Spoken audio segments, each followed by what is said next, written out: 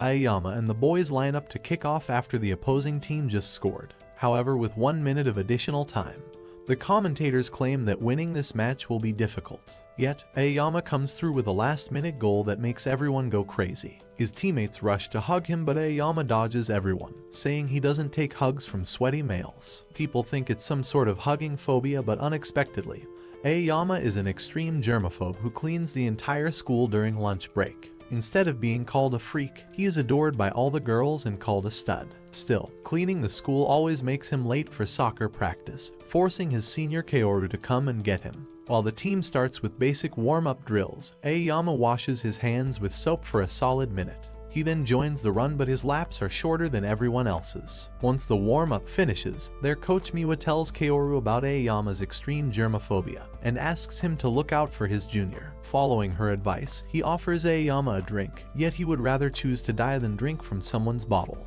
Naturally, Kaoru feels offended, but Miwa reminds him that germaphobes don't drink or use things touched by others. After a short break, the team plays a practice match with Ayama on the front lines. However, being a clean freak, he refuses to have direct contact with the ball even if it means doing an overhead kick. His nonchalant attitude towards the sport eventually gets on Kaoru's nerves. He blames his parents for coddling him his entire life. Unfortunately for him, the Ayama fan club defends their clean freak, reminding Kaoru that he's the spoiled brat with a rich sugar daddy. They have always seen him with sparkling Nike sneakers and a butler who drives him to school every morning. Still, he argues that being spoiled rotten doesn't hold a candle to what Ayama does every day. He tries to teach him a lesson with a baseball bat. However, Coach Miwa stops him with her judo moves. Later that night, Kaoru coincidentally bumps into Miwa and tells her that Ayama isn't serious about soccer. He fears that Ayama would use his germophobia as an excuse while their game is hanging in the balance. But instead of arguing with her student, Miwa lifts the clubhouse curtains only to show Ayama polishing every ball. She reveals that he does this after each practice session to show his gratitude to the balls. In the end, even if he finds it difficult to play like other people, Ayama is a true soccer nerd. The following morning, students from one of the top schools in the district preliminaries visit Fujimi High to invite Ayama to their school. Amongst the students is Akira, who plays alongside Ayama in Japan under 16. However, he can't stomach the fact that Ayama refused to join their school. Unexpectedly, Ayama claims that there is something special about his school. His statements encourage Akira to play a practice match against them to learn what's unique at Fujimi High. Minutes after the whistle blows, Akira and his teammates draw first blood. Their goal shatters the morale of Ayama's team. However, that is when he gets serious and shows his real skills. After seeing him blast through the defense, Akira tells the defenders to foul Ayama, yet they can't even touch his clothes. Ultimately, he nutmegs the goalkeeper to tie the score and win the ladies. With the germaphobe finally in the zone, Kaoru and his teammates realize they have a star on their team. On top of that, they devastated the city boys by closing the first half with a 2-1 lead. However, in the second half, 4 defenders stop Ayama from getting to the ball. Plus, the rain muddies the field, making it difficult for him to move. Meanwhile, Akira scores 2 goals, widening the lead by 2 goals. With 10 minutes remaining on the field, Kaoru fears they will lose the game.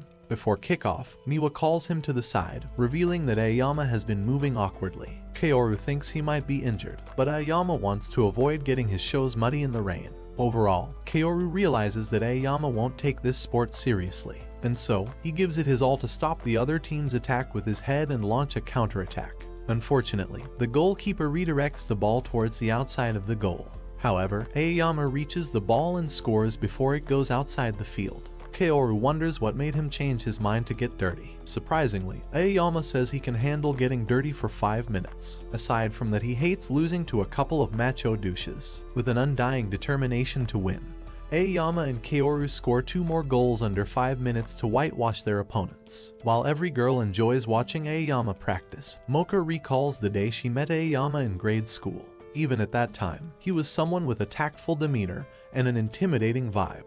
Despite wanting to talk with him, Mocha's shyness never allowed her to make the first move. Still, something unexpected happened when they were in 5th grade that led to a conversation. However, Mocha doesn't think that Ayama would remember their brief encounter. Back in the present, Kaoru compliments Ayama for his cleaning habits and baits him into picking up the balls. Naturally, he chooses to volley the ball inside the basket instead of falling into Kaoru's prank. His unconventional way of thinking makes Kaoru realize that Ayama is going to find a way to get the job done without contact. On top of that, Ayama deliberately hits Kaoru in the head twice for pulling his leg. After a long day of practice, the team returns to the clubhouse only to find the place spotless. They also find their uniforms cleaned and packed. Kaoru asks Ayama if it is necessary to go to this length. However, he reminds everyone that they were practicing together the entire time. Aside from that, he would rather die than touch dirty clothes. With this newfound information, the captain advises everyone to check their belongings. That's when Ayama finds an old plush with his uniform. Suddenly, the boys realize they locked the door before entering the ground. This would mean that a fairy came from heaven to clean. Some of the boys start to speculate that the fairy goddess loves them. However, after seeing the plushie, Ayama gets an idea regarding who's this mysterious fairy. The following evening, Mocha breaks into the clubhouse to clean only to be caught by Ayama. At that moment, she feels as if her life is ending, but instead of asking her the obvious questions, Ayama starts to complain about her choice of cleaning products. Simultaneously, Kaoru and the others enter the clubhouse only to find Ayama making a girl cry. They assume that she's his friend with benefits. Thankfully, Mako clears their misunderstanding and reveals she's the mysterious cleaning fairy who has been sneaking into the clubroom every day. Upon hearing her story, the captain invites Mako to join and become their manager. This way she can clean the clubroom without being called a creep. Aside from cleaning, she also keeps everyone fresh during breaks with towels and water, allowing them to save more time for soccer. After returning to the clubhouse, everyone starts talking about Mocha joining their team. That's when Jin diverts everybody's attention towards Ayama's towel.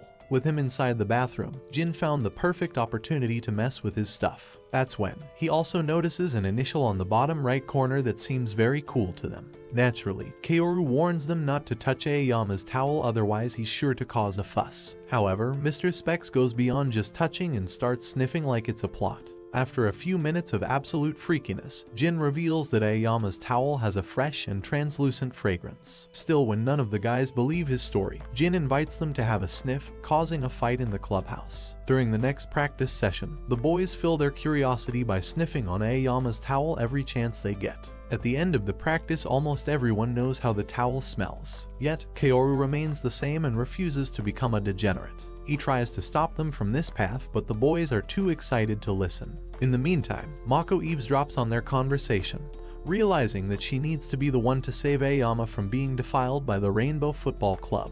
As the next session is in progress, Jin finds an excuse to sneak past everyone's eyes for a chance to sniff the towel. However, Mako stops him from moving with a bat to his face. Almost instantly, Jin tries to think of excuses to escape the situation. But Kaoru knows that Mako caught him red-handed in her defensive technique. Just like that, Mako successfully protects Ayama's towel from the soccer boys. However, Jin had already spread rumors about his towel smelling like heaven in the school. And in the following soccer practice session, 4 groups of people arrive at the field. The first one is Ayama's pure fans, while the second one is solely interested in towels. The third and fourth group also wants to sample this heavenly bliss. Plus, Mako can't stop all of them with a bat. Luckily, Kaoru comes to her rescue with a last-minute power play speech, reminding everyone they're acting like fools. Although none of them fear Kaoru, his father is another story. They know that crossing the line with him won't end well. After a long day filled with bizarre events, Kaoru returns to the clubhouse for a nice bath. There, he sees Ayama's towel hanging on the locker and wonders what kind of smell it really has. Suddenly, a gust of wind blows the towel off the hanger, forcing him to act. The towel accidentally lands on his face and gives him a nostalgic feeling.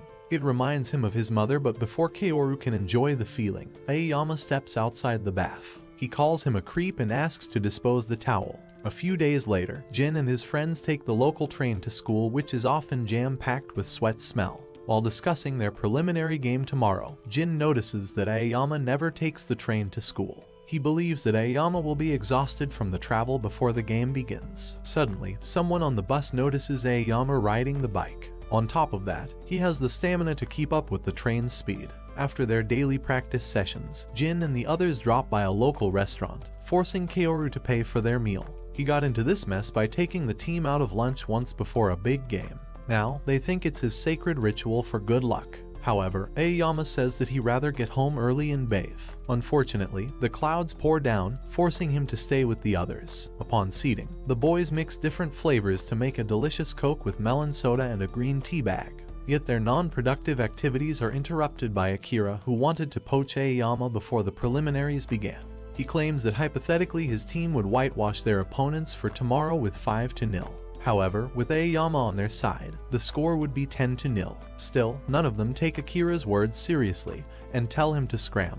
At the same time, the cute waitress brings out tons of food for the boys, including a hamburger steak for Aoyama. Unexpectedly, he does nothing but stare at the food for a solid 10 minutes, and that's when the boys ask if he's sick. Suddenly, Akira interrupts their conversation, revealing that Ayama only eats homemade nutritiously balanced food. Though, Kaoru knows that it's probably due to his germophobia. Whatever the reason may be, Akira takes his plate to eat in Ayama's place, but the fatso reminds him that it's his job. Naturally, Akira takes this as a challenge and wallows the steak whole to make his point. This ignites a who-can-eat-more war between them. After ordering the entire menu, both players come down to their last dish. Akira can't eat a grain of rice, yet his pride refuses to lose to Fujimi High for the second time. Aside from that, he wants to play soccer with Ayama like when they used to back in middle school.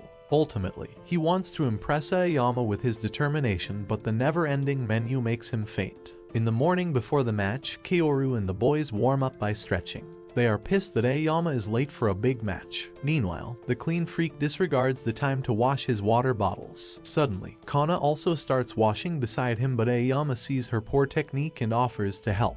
Unexpectedly, she locks the storage room door to keep him away from the match. During this time, the field fills up with spectators and media, all excited to watch the clean freak play. However, Fujimi High has to comply with the set time and start the game without Ayama on the field. Naturally, the other team takes full advantage of the situation to put them on the defense. Aside from that, Miwa reveals their opponents have a habit of playing dirty to win the game. While the team gets destroyed, Mocha searches for Ayama but returns empty-handed. In the meantime, Kana takes off her shirt, threatening to scream if Ayama tries to escape. Unexpectedly, his claustrophobia kicks in, which leads him to collapse on the ground. Kana fears that something might happen, and so she tries to help. However, Ayama tells her to avoid touching her. Despite the situation, she stays inside the room for 75 minutes. During this time, Fujimi High fell behind 2 goals, with their chances of making a comeback seem non-existent. Luckily, Mocha finds the clubhouse storage and breaks into the storage room to rescue Ayama. With the match nearly over, the commentators fear that even Ayama can't help his team recover. Still, he steps onto the field with the number 10 shirt and tells Kaoru that a pass will come his way. After the kickoff, everyone at Fujimi works hard to get the ball over to Ayama. He takes this opportunity to target the net from afar, but unfortunately, it hits the upper post and goes out. However, his attack changes the morale and rhythm of the game, giving Fujimi High a glimmer of hope. Once the game resumes, Ayama quickly wins possession and scores the first goal. This forces the delinquents to allocate multiple defenders on him at all times, making it difficult for him to get the ball. Despite the setback, he dribbles past the defenders and passes the ball to Kaoru to score, but it also allows the other team to knock him down. After scoring, Kaoru tries to lift his morale, but the fall makes Ayama lose his composure. Eventually, Fujimi High realizes they need to score a goal without his help. Yet with the other team's relentless attacks, they are forced to defend. With 5 minutes on the clock, Ayama's fear of losing overpowers his germophobia. He stops the striker's shot with his chest and launches a swift counterattack. The entire team tries to foul him, but Ayama dribbles past them to score with a sideways kick. In addition to this, he scored 2 more goals, winning the match with 5-2. Back at their school, another clean freak surfaces who likes to stay low for personal reasons. Narita often drowns himself in fantasy MMORPGs to avoid interacting with other students. To him, being a clean freak is an advantage over his peers. However, Narita can't comprehend Ayama playing a sport that increases the risk of getting dirty. To avoid being exposed, Narita spends his time on the internet where his friends can't learn about his secret. He's the second to enter the class after Ayama to watch him clean and enjoy a few minutes of peace. However, as soon as the class begins, Narita has to put up with everyone's dirt. Despite keeping to himself, the boys do whatever they can to tick his germophobia. For example, one of the fat guys in class spills a cotton ball of milk on his desk and starts cleaning with his sleeves. Unfortunately, he has to act playfully as if nothing happened to keep his germophobia a secret. Still, deep down, he wants to compete with Ayama for his popularity. Sometimes, he overshadows Ayama's spotlight by demonstrating his insane skills. However, Ayama ups the antics, showcasing his knife skills. Ultimately, this forces Narita to step up his game by cooking multiple dishes simultaneously. Students from his group get excited over the flavors in his dish and start eating. Yet before they take a spoonful, Ayama presents his pork miso soup with homemade ingredients. The exquisite aroma even tempts Narita to bite, but his germophobia gets in the way. Soon, every student in the home economics class goes crazy over the soup. The aroma is so strong that it spreads across other courses, forcing the students to check it out. Unfortunately, by the time they got there, the other students had already eaten the pot. Thankfully, Narita keeps their hope up with a quick order of egg fried rice, thinking his skills are enough to elevate boiled rice to restaurant quality. Yet before everyone can dig in, Ayama creates his version of omelet rice with a fluffy egg. The two of them cook dishes back and forth for the entire school. However, soon the pantry starts running out of ingredients. With lots of hungry people still demanding food, Narita worries that they might need to run. At that moment, Mocha barges in with a bag full of ingredients from the dining hall, allowing them to continue the baseless cooking competition. After everyone eats their fill, Narita recalls going out on family dinners and not eating.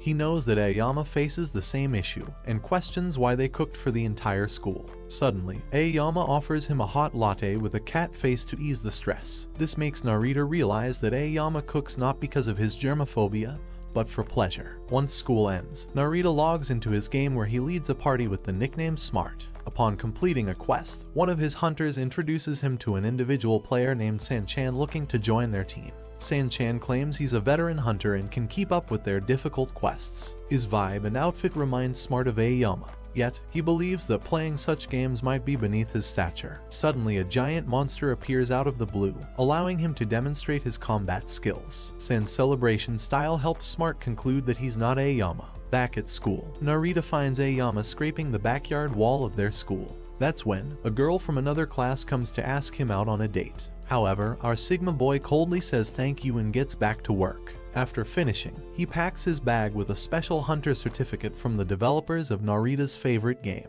He reveals that this symbol is given to the best players with their gamer tag engraved on it. Ultimately, Narita spends his next day in school, thinking of a way to look at Ayama's bag. As he's lost in deep thought, a random NPC approaches him to ask for his notes. Naturally, being a clean freak, Narita fears that his notes might get dirty, so he offers to take pictures of his notes. Yet the girl insists on borrowing his notes, forcing Narita to copy them into another book. Eventually, the boys head out for pee, giving Narita the perfect opportunity to read Ayama's gamer tag. However, his plans are ruined when the girl who just asked him for notes yells that her gym wear was stolen. Immediately, the class rep announces that everyone except the germaphobe is under suspicion. Still, some of the boys remind them that stealing from a class locker while everyone is inside is nearly impossible. The class rep finds logic in their explanation and concludes that the robbery must have occurred before anyone got to class. They realize that Narita is always the second in class after Ayama, and so he must be the culprit. As everyone calls him names, Narita asks them to prove their accusation. Yet, the class rep claims that he's the only one without an alibi. But instead of helping his fellow clean freak, Ayama stands up and leaves like it's none of his business. Meanwhile, the honor guardians of their class demand to see inside the Narita bag. Unfortunately, he would rather die than let everyone touch his personal belongings. Ultimately, Narita runs away, thinking Ayama is a selfish brat. Unfortunately for him, the boys catch up to him before long and lay on him one by one. Just as his face is about to touch the floor, Ayama arrives with the girl's gym cloth bag in his hands. He explains that Narita would never steal such a filthy thing and that it was in another class. At that moment, Narita realized that Ayama saw through his facade. Yet despite his advice to open up, the secondary clean freak decides to keep it a secret. Day before their second preliminary match, Ayama and the team practice their assists and goals. Naturally, the entire Ayama fan club is present at practice with a new song. Even Captain Gaku joins the club and starts chanting clean, clean Ayama. Kaoru and the others find that weird, but before they can ask anything, Jin takes the spotlight. He is the class clown whose job is to keep the good vibes going. For now, he shows everyone his butt juggling skills paired with a couple of farts that make the girl laugh. Despite some of the girls looking at him with an annoyed expression, Jin takes pride in making everybody laugh. At this point, even Coach Miwa wants him to goof around to keep everyone's nerves at bay for tomorrow's match. Meanwhile, the boys tell Kaoru that their captain joined the Ayama fan club for his girlfriend's sake. As it turns out, she is one of the biggest fans in the club and spends more time there than with his boyfriend, forcing Gaku to join in her stupid activity. Still, the boys admire him for being open and respecting her choices without lashing out. The following day, before the game begins, Jin lifts the mood with his shenanigans. However, the opposing team captain Ryu finds it annoying and kicks a ball to his face. He then whispers something into his ears that ruins Jin's morale. As the game begins, the boys pass the ball to Ayama for him to slice their defense in half. His incredible dribbling skills catch the eye of many local reporters. They have never seen a high schooler play on this level. However, a veteran sports journalist reminds everyone that soccer is a team sport. Even if Fujimi High has a killer player like Ayama on their team, it doesn't hide their defects. If they lost in the preliminaries, it would be difficult for Ayama to be chosen for nationals. Ultimately, after losing a game, he thinks Ayama will transfer schools. Just as the reporter expected, Jin loses focus mid-game, giving the other team a chance to score. As it turns out, Ryu reminded Jin that he's only good for making people laugh. This overall shot his morale to the ground, causing him to make mistakes. Ryu takes advantage of the right wing once again to score another goal. At this point, everyone at Fujimi High is annoyed at Jin for his rookie mistakes. On top of that, Ryu rubs salt on his wounds, reminding him he's the same useless brat as ever. With Jin's constant mistakes, the first half of the match ends with Fujimi behind 1-2. While the commentators discuss Fujimi's poor defense, Jin quietly slips past to the bathroom to sulk over his failures. After 15 minutes, the team searches for him but Jin is nowhere to be found. Eventually, his best friends look inside the men's room where they find two boys talking about Ryu and Jin's past. Surprisingly, Ryu and Jin went to the same middle school and were in the soccer club. But even back then, Jin used to suck at football, but instead of helping him improve, Ryu and his friends bullied their clown. Meanwhile, Ayama sneaks inside the men's room without notice as a janitor to ensure Jin is doing okay. Naturally, he tells Ayama he won't be playing the second half. Yet, Ayama doesn't flinch and keeps cleaning. Before leaving, he says something that sends goosebumps down Jin's spine. Once the match resumes, Jin internally begs for Miwa to sub him out for another player. Naturally, the commentators and reporters also wonder why their coach is not making a tough decision. However, none of them knew that Sakai and Teichai begged Miwa to let their friend play for 10 minutes. Normally, she wouldn't listen to these goofballs, but their attitude seemed different. Still, Ryu and his teammates take full advantage of the right wing since Jin just freezes up at the sight of him. At that moment, Jin remembers his time in middle school with Ryu. Being the ace of their soccer team, Ryu didn't like it whenever Jin attracted attention with his shenanigans. He always used to hit him with the ball, and over time, Jin started to freeze when Ryu was around. Despite trying to change, Jin freezes again, forcing Sakai to rescue him. However, Ryu avoids the tackle by passing the ball at the last minute. Luckily, Teichai intercepts the pass, allowing Fujimi to start a counterattack. Naturally, they pass the ball to Ayama, who then runs down the right wing ready for the cross. Unexpectedly, he waits too long to pass, which gives the defenders enough time to regroup. Suddenly, Jin abandons his position and rushes forward as Ayama tells him he will pass the ball to him if he runs forward. Following what he said in the bathroom, Ayama passes the ball to Jin and tells him to score in his special way. At first, Jin couldn't decide to use his foot or head, but then the faint voice echoes into his ears, telling him to use the favorite techniques that lift the team's spirits. Upon hearing Ayama's words, Jin scores an equalizer with his buttocks, bringing back his confidence. With that, Ayama goes all out and scores 2 more goals to secure their win. While everyone packs up, the 2 reporters discuss Ayama's last decision to pass the ball to a defender. Despite praising him for his kindness, the reporters think Ayama is risking his career over some non-serious high school players. Their experience in covering high school games tells them Ayama is a star player. However, deep down they know that Fujimi High might ruin his career in the long run. Later that night, the quiet kid in their class, Ozaki, illustrates his new manga chapter and shows it to his friends. After reading the chapter, his friends compliment his talent for strong story writing alongside exceptional character design. However, his friends advise him to sleep in early to prepare for the deadline. Due to the strict delivery date, Ozaki gets late to class only to find Jin reading his new chapter with uncontrollable excitement. For the first time, Ozaki approaches a stranger to ask about their opinion on his manga. Naturally, Jin and the class didn't know Ozaki wrote their favorite manga, so they excitedly complimented the story and characters. On top of that, Jin also tells him that this manga is receiving an anime adaptation. Ultimately, Jin offers to lend him the manga, but Ozaki politely refuses. Yet, for some reason, he starts at Jin reading passively, making him uncomfortable. After Ozaki exits the classroom, Jin's friends ask about his conversation with the silent kid. Unexpectedly, Ozaki has never conversed with anyone from their class, and him showing up unannounced took Jin by surprise. Meanwhile, Ozaki continues staring at the walls, floor, and even cute girls. But since he has a get-out-of-jail-free card, the girls think his stares are cute rather than being creepy. Suddenly, they hear a Karen teacher shouting at Jin for bringing a manga to school. He tries to explain that every student has manga in their bags. However, the teacher refuses to listen and tears his book. Later in the evening, she walks to her car while thinking about the new rom-com manga chapter. However, her mood worsens when she finds Mocha feeding the cats near her car and decides to call the local animal control authorities to ensure no cats stay in the parking lot. Mocha explains that her parents are allergic to cats, so she keeps them safe inside the parking lot.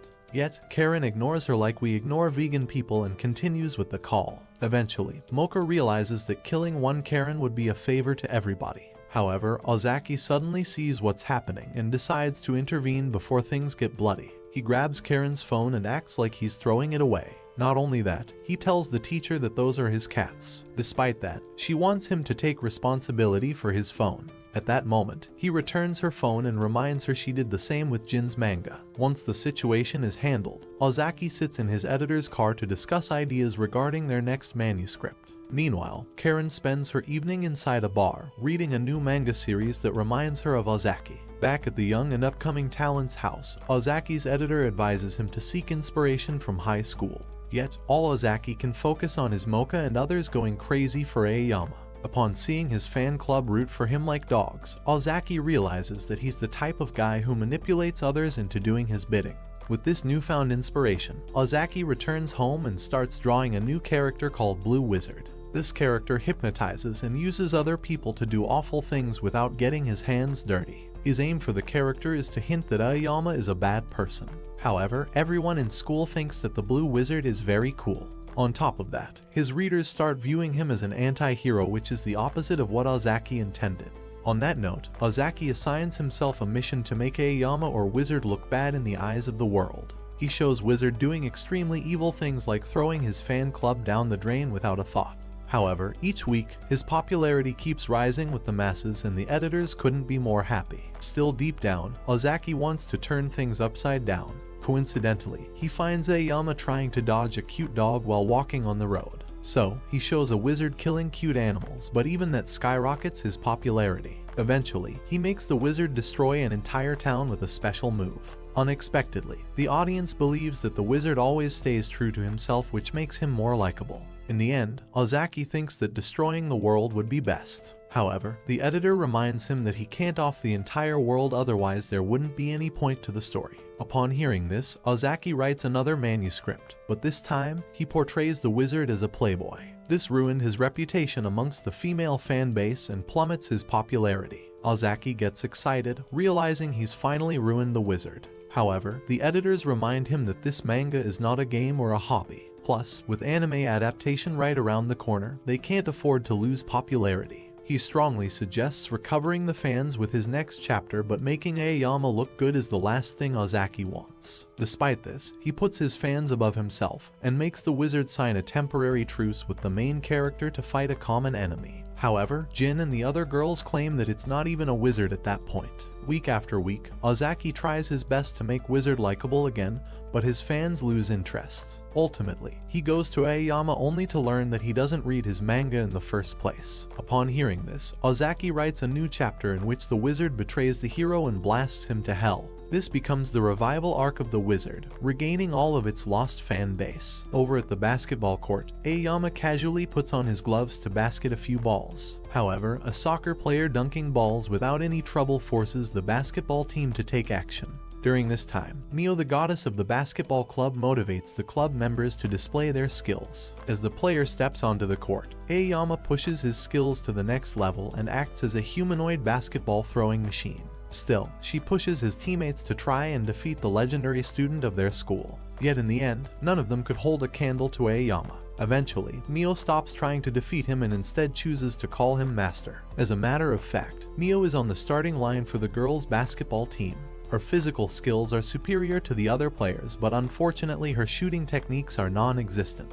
After she leaves, all of the boys' team with zero aura surround Ayama for getting chatty with their idol. They think she is the perfect first year with flesh in the right places, so they can't have Ayama tainting their goddess. Luckily, the coach tells them to shut up and divide themselves into 2 teams for a match. A while later, the boys leave the court for the girls to play. Before the game starts, a few of the girls taunt Mio for having a huge rack. Yet unexpectedly, she embraces her rack and even tells them that it has grown a lot. As the game starts, she demonstrates exceptional dribbling skills, but her shooting technique sucks badly. Despite this, Mio tries her best to shoot the ball, but none of her attempts succeed. The 2 jealous bullies think that she should quit being optimistic and leave the club. Although the boys hate their attitude towards Mio, they can't help but notice that both girls are decent at basketball. Their dribble and shooting style are far above average. If not for their part-time jobs, they would join the club. Meanwhile, Mio continues trying and failing at shooting the ball. Still, she can't give up as the coach said her position in the starting lineup is in danger. With nowhere left to go, Mio begs Ayama for help.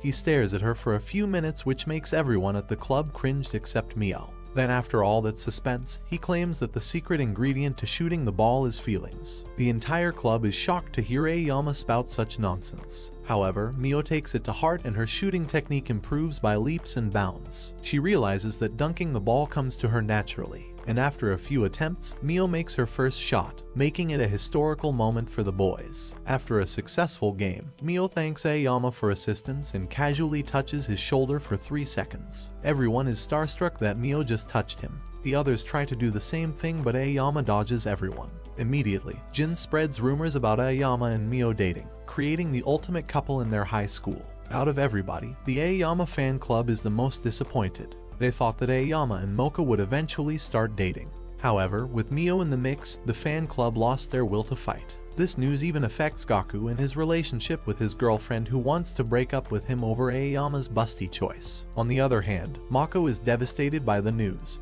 so much so that she chokes on tons of food in hopes of increasing her bust size overnight. Luckily, Miwa finds her in time, explaining that chugging down food won't have an effect on her body, otherwise she would have a giant rack herself. Meanwhile, as the rumors circulate, Ayama finds it hard to move in public places. On top of that, he is forced to keep his distance from Mio. Ultimately, he starts wondering why Mio could touch him without gloves. So, he chooses a random girl from the hallway and asks her to shake his hand. Ayama hopes that his germophobia might have been cured. However, the girl's touch makes him collapse, forcing the boys to take him into the nurse's office. Later that day, random NPCs from the basketball team are invited to arm wrestle with them. However, their captain explains that germaphobes can't touch other people. In fact, he feels sorry for Ayama as he can't do things like normal people. While this is happening, Mio rushes over to Ayama, revealing she scored 30 points in the last game by dunking. However, he is more interested in learning Mio's secret, and so Ayama challenges her to an arm wrestling match. Unexpectedly, touching her intentionally doesn't trigger his germophobia,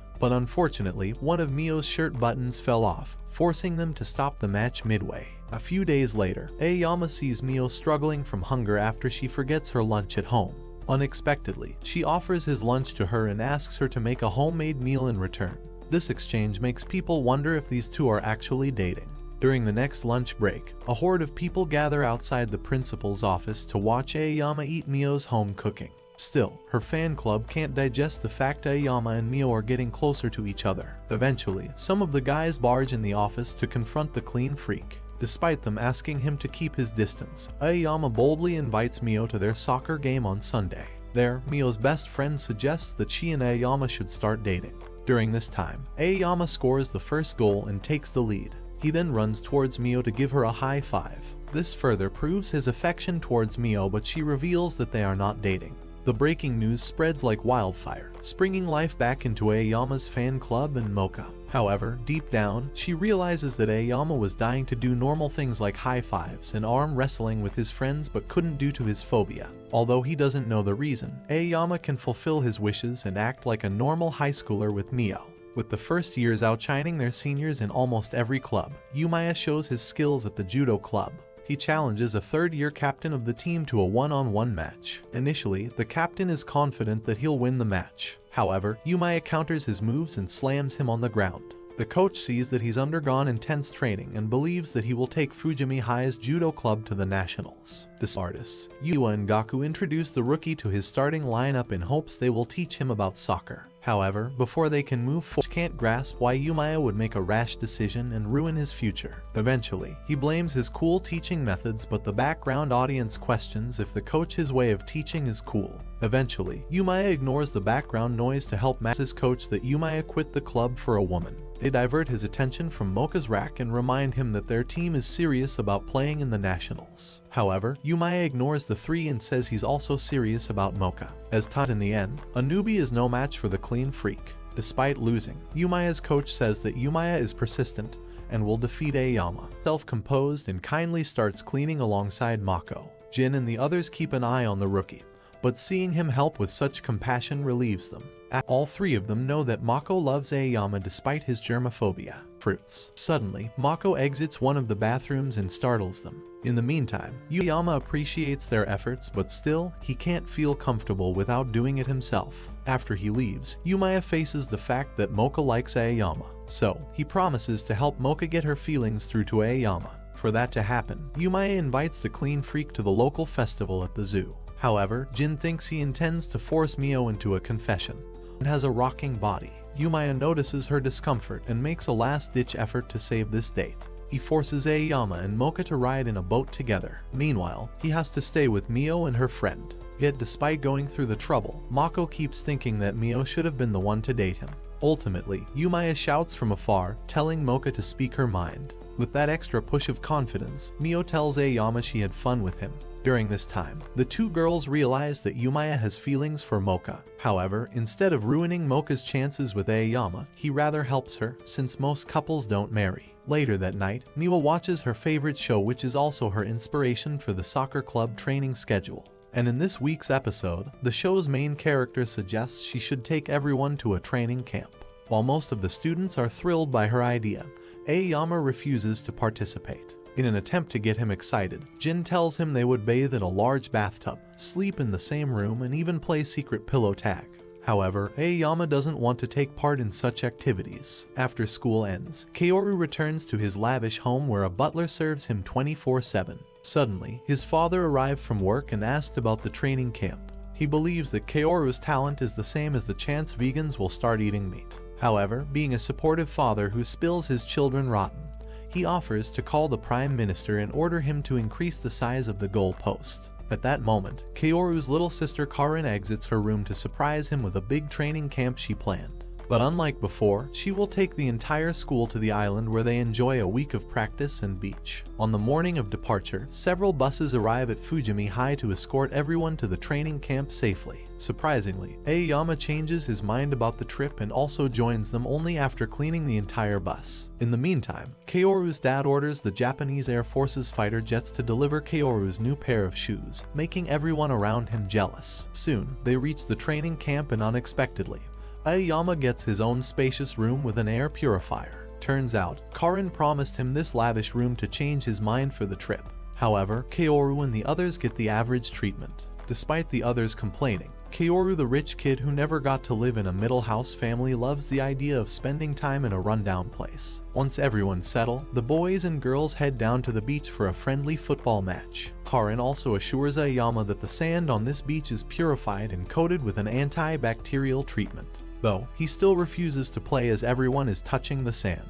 As they are fighting over sand, Gaku falls over due to the antibacterial coating and sprains his ankle. With no choice left, Miwa asks Mako to pitch in for Gaku as she has been practicing her soccer after everyone leaves the club.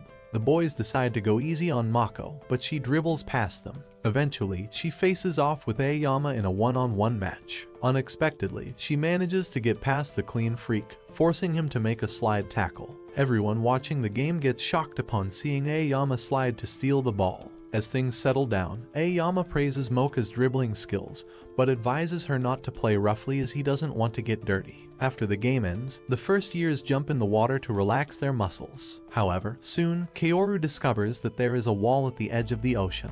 At that moment, Karin reveals they have been indoors the entire time.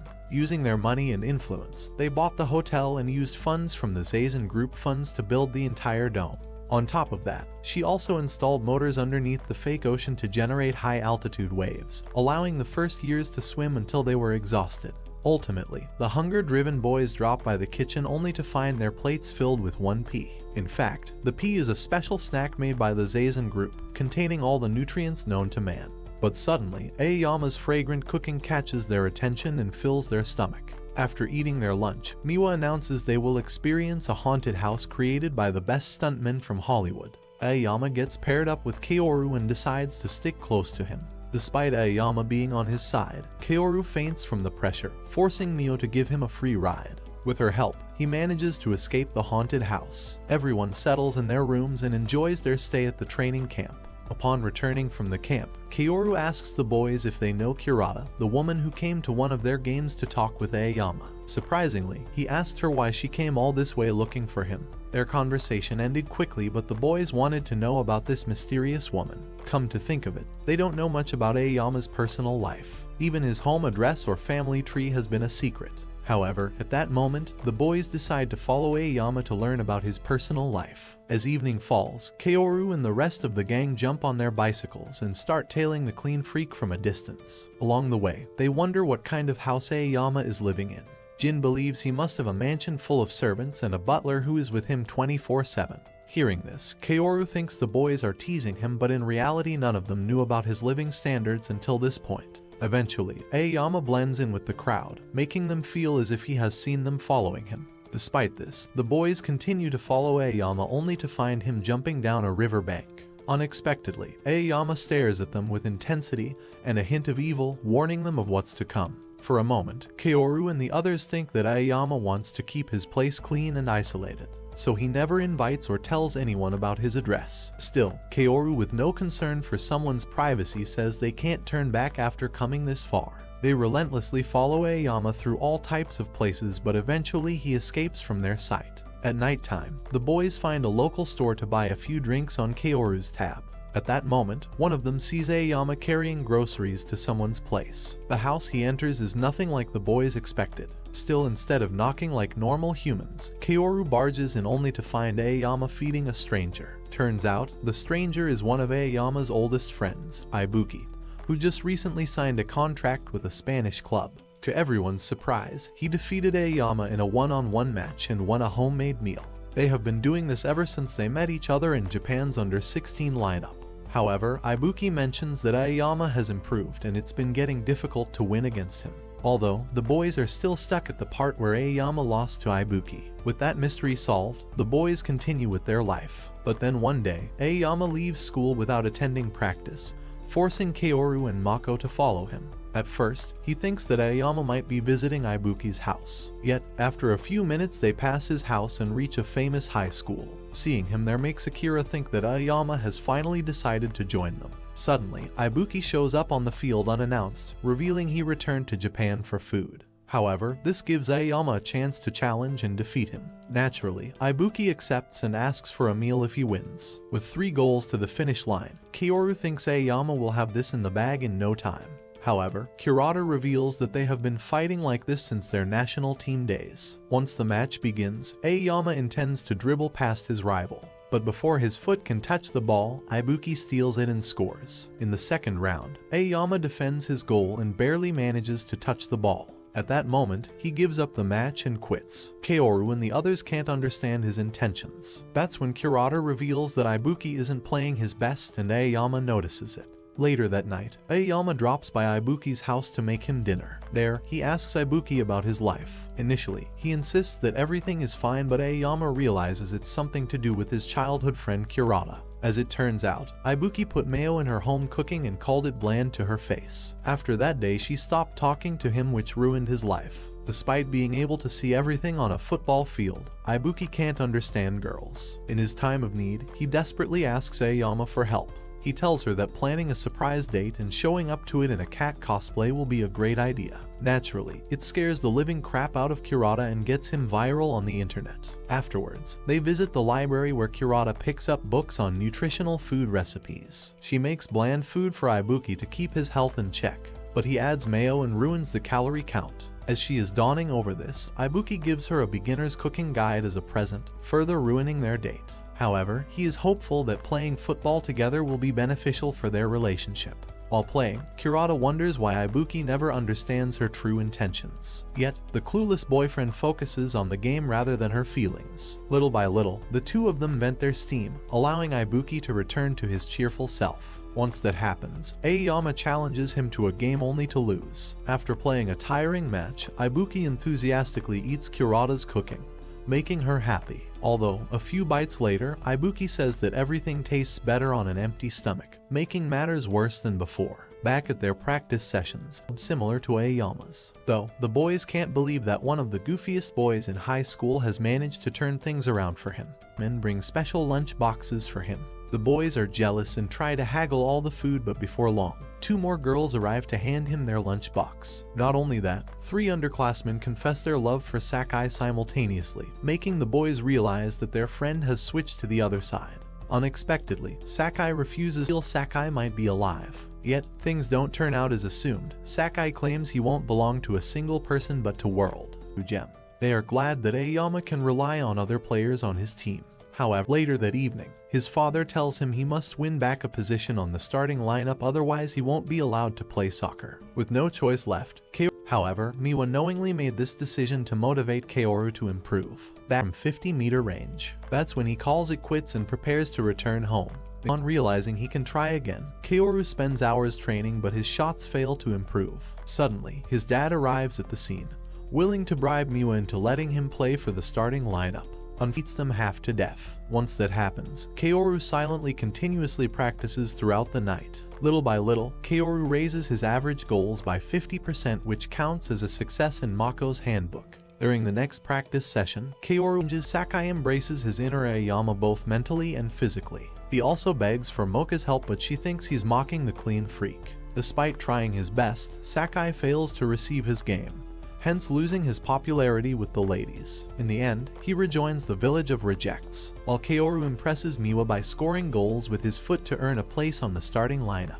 Days before the preliminary matches, multiple scouts from various youth clubs visit Fujimi High to recruit Ayama. Like always, he talks with them briefly and refuses their invitation. Yet, Kaoru and the boys fear that one of these days Ayama will sign with a famous youth club, leaving the school behind.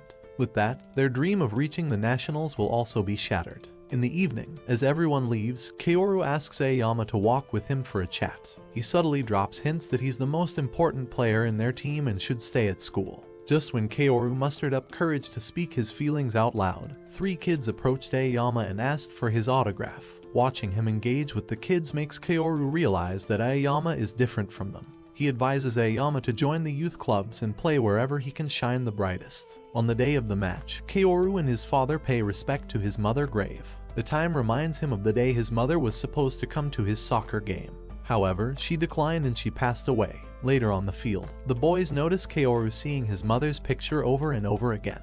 One of them even saw him paying respects to a grave with his father. After connecting the dots, they realize that today is his mother's death anniversary. Still, they refuse to talk about it in front of Kaoru and help him win the game. As the match begins, the boys focus on getting the ball to Kaoru. They know that with his physique he can take control of the airspace. However, the opponent's two giant center backs render Kaoru useless. On top of that, their team executes the perfect counter-attack to take the lead. Throughout the first half, Fujimi tries to equalize the board, but none of their attacks get through. During halftime, Kaoru goes to grab a drink, but being alone reminds him of the day his mother died. He came home to tell her the good news of being on the starting lineup.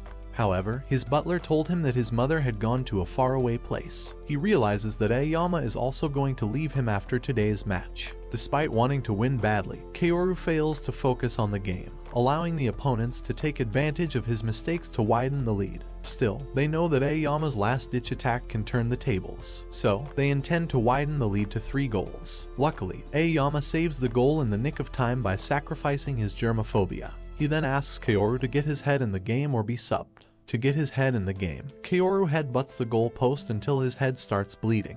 Although his methods are animalistic, it helps him regain his focus and go on the offense. Still, the center backs refuse to let his headers get through and steal the ball. This gives them another chance for a counter-attack, but Kaoru falls back and defends with his face. With 5 minutes left in the match, Aoyama finally comes to his senses and goes on the attack. However, instead of scoring a goal himself, he passes the ball to Kaoru. Unfortunately, his left leg sprains at the last moment, making him realize that it's game over. That is when he sees his mother cheering for him in the crowd, which gives him the confidence to push past his limits and score a header. As it turns out, his mother didn't die but went away on a long trip for 5 years. She came back to fulfill her promise and watch him score a goal. And now that her promise is fulfilled, she rides her helicopter back to Japan for another business trip. Later that evening, Kaoru and the rest of the team gather to hear about Aoyama's decision.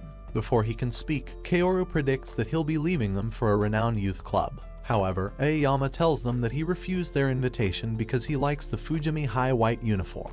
That's it for today, my fellow men of culture. Like and subscribe the channel for more plot-filled recaps.